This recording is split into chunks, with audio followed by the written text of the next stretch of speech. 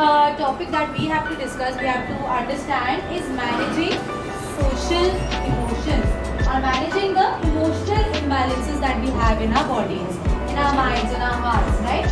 ज़रूरी तो नहीं है कि हमेशा डांस करने से पहले या परफॉर्मेंस देने से पहले हम लोगों का मेंटल स्टेटस हमेशा खुश हो सकता है कि आप परफॉर्मेंस के लिए जा रहे हो and suddenly you get news that somebody from your family has probably met with a mishap या कोई अनहोनी हो गई हो, बहुत बार होता है ऐसा. बट एज अ परफॉर्मर हमें ये चीज़ हमेशा बोला जाता है कि जब आप परफॉर्म कर रहे हो you're a different person. Yes, we all agree to that. जब भी हम लोग कोई चीज़ पोर्ट्रे कर रहे हैं, परफॉर्म कर रहे हैं मतलब किसी चीज़ को दर्शा रहे हैं, पोर्ट्रे कर रहे हैं, जब ऐसा टाइम आता है और आपको स्टेज पे जाना पड़े, आपको अपना पर्सनल लाइफ कम्प्लीटली इरेज करके आपको इन द कैरेक्टर जाके परफॉर्मेंस देनी होती है. चाहे आप म्यूजिक भी दें, चाहे आप डांस या जो भी performing arts whatever, even for the dramatization, even if you delivering dialogue, that's the most difficult if you are in a different state of mind, right? Because you have to speak also. Dance में तो आपको speak नहीं करना पड़ा. Music में when you to sing, अगर आपको already if you are not emotionally very stable at that point of time while performing, तो आपके लिए ये एज अ चैलेंज हो जाता है. एज अ परफॉर्मर हम लोग के लिए एक चैलेंज हो जाता है उसको डिलीवर करना अच्छे से, right? So you know, for adults we still can manage our emotions, our feelings, but for children, जैसे हम लोग बात करते पिछले सेशन में भी, जो एकदम छोटे बच्चे होते हैं उनको गुस्से और दुख में भी डिफरेंस नहीं समझ आता है. जब उन्हें कोई चीज़ नहीं मिलती है तो उनके लिए क्या होता है, उनको ये नहीं समझ आता कि मैं रोऊं या गुस्सा करूं, क्योंकि उनको इन दो इमोशन में डिफरेंस नहीं पता है.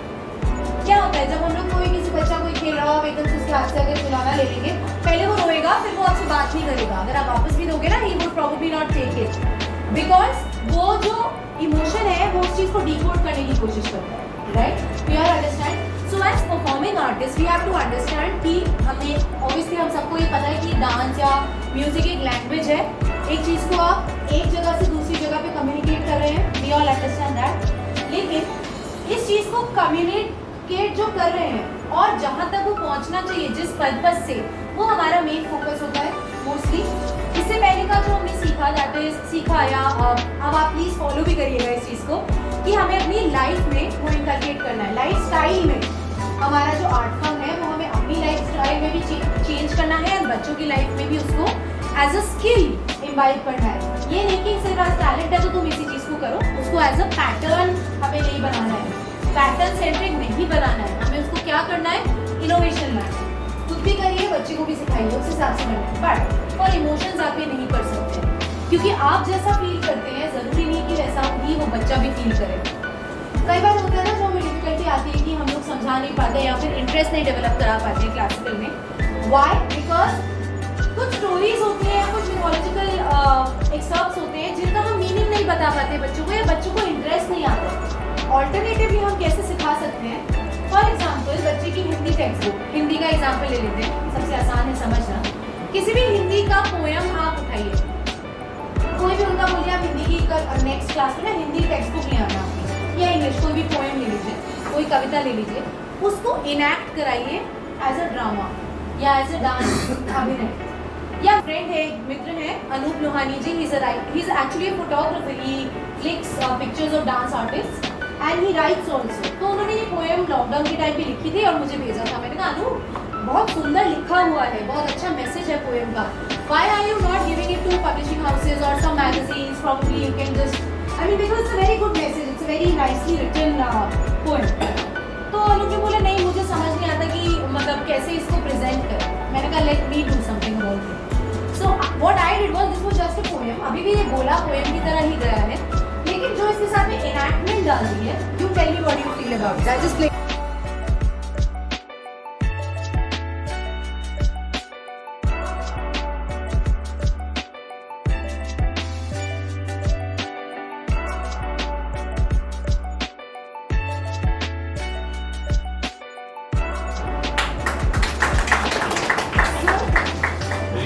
Thank you so much. So this was just a poem.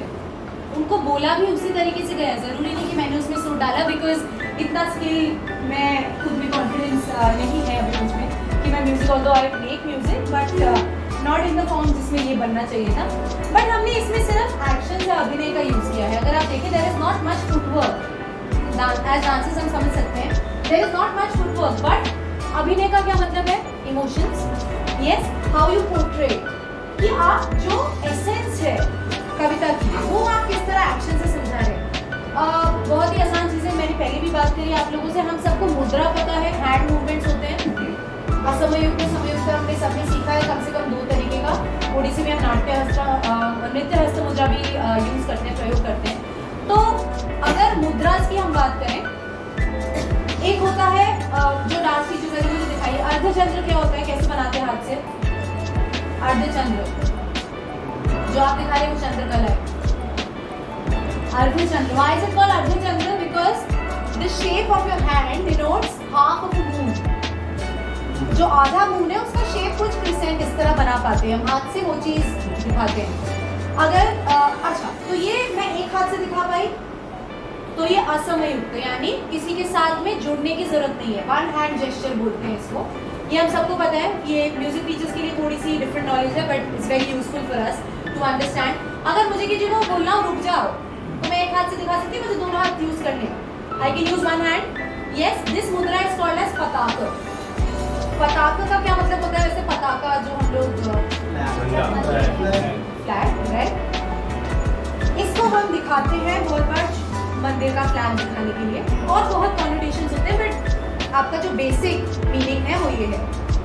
लेकिन क्या मैं, अगर मुझे आपको ग्रीट करना हो, hello I can do with one hand, but is it complete if you don't give me your hand to complete the hello?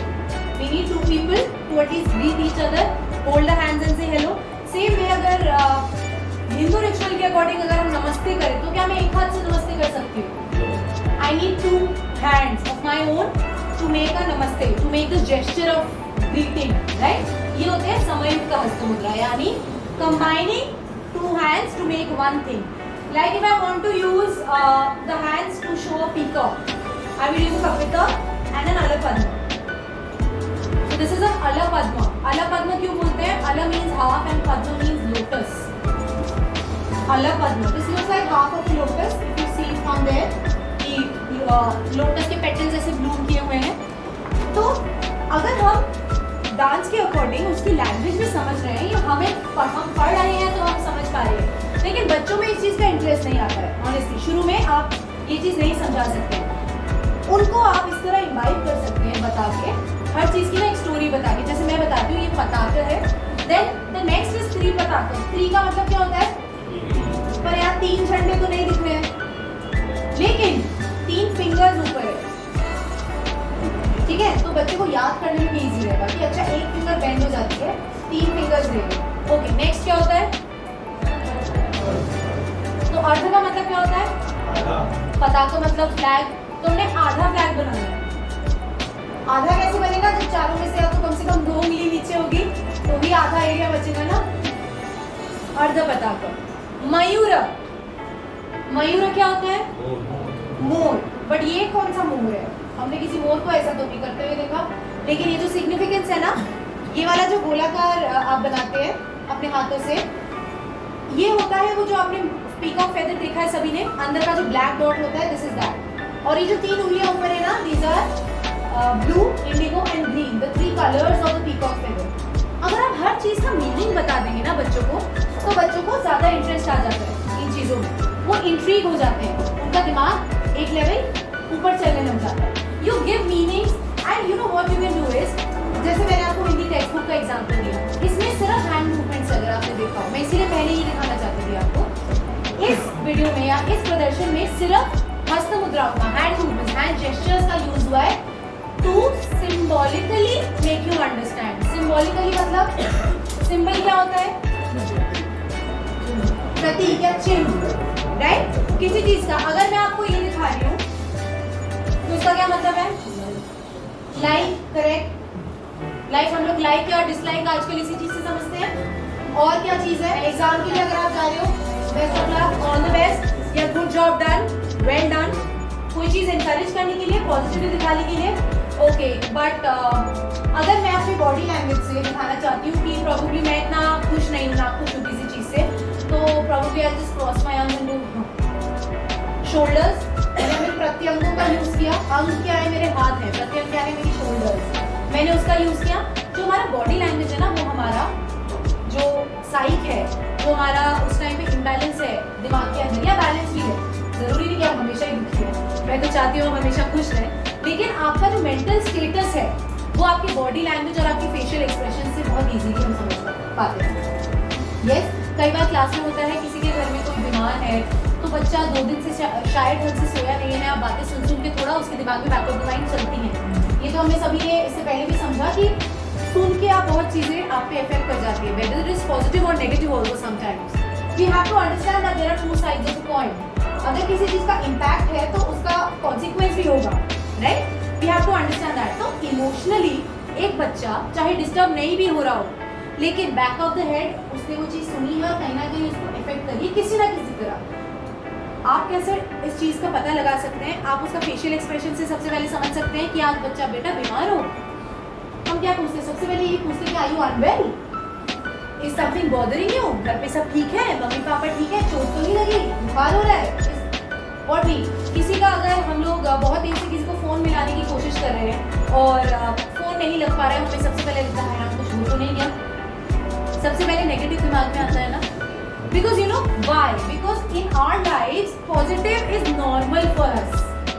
आप समझिए, कोई दुखी नहीं रहना चाहता है ना, सब खुश रहना चाहते हैं, सब नॉर्मल भाई, सब हंसता खेलता खुश रहे सब लोग, राइट?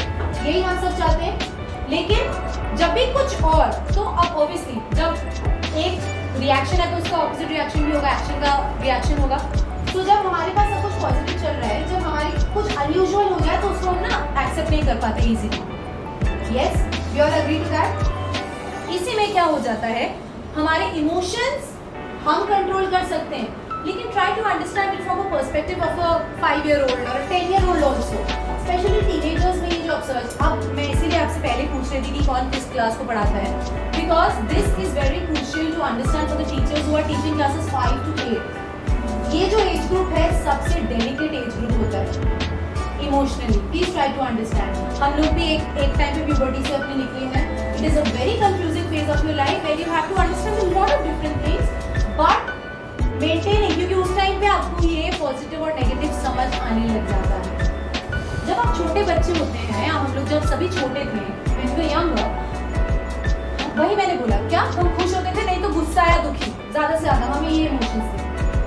उसके आगे जेलसी आ जाती है, ठीक है? जब थोड़े बड़े होते हैं, उसके पास ये वाला पेंसिल बॉक्स है, मेरे पास क्यों नहीं?